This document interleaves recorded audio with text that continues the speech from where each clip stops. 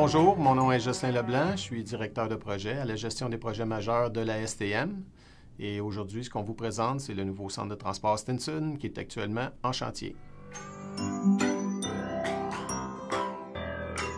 Oui, actuellement, le projet progresse rapidement, mais il progresse bien. Donc, on peut dire que le chantier est on scope, on time et on budget.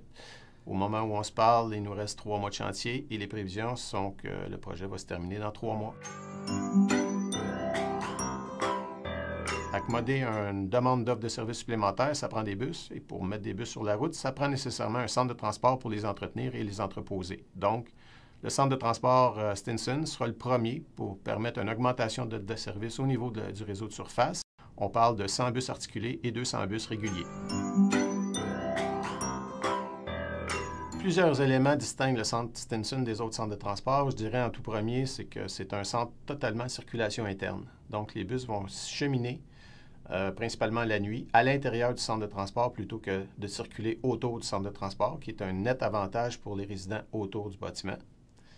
Deuxièmement, c'est un bâtiment qui va être LEED et on vise une accréditation LEED de niveau Or.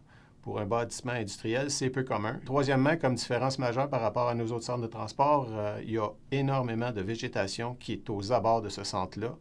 On a au-delà de 700 arbres qui seront plantés sur le site. Il y a l'équivalent d'un terrain de football en végétation sur le toit. Bref, énormément d'aménagements paysagers sur ce site. Tout dépend dans quel angle on regarde les coûts associés à cette certification. Je vous dirais que oui, ça coûte plus cher dans un projet, mais les coûts récurrents, les bénéfices qu'on en retire font en sorte que l'amortissement d'un projet comme celui de Stinson se récupère à l'intérieur de 4,4 années. Vers les années 2020, les premiers bus électriques qui arriveront à la STM seront accueillis au centre de transport Stinson. C'est le seul qui pourra les accueillir. Et la particularité de ce centre-là pour accommoder ce type de véhicule est que les surdimensions de chambres électriques sont prévues pour installer éventuellement les transformateurs requis à la charge des bus, les hauteurs d'ouverture pour l'accès des véhicules, les hauteurs de structure à l'intérieur du bâtiment pour permettre l'entretien de ces véhicules sont toutes déjà aménagées en fonction des dimensions des bus électriques qui sont beaucoup plus hauts que les bus que l'on connaît actuellement.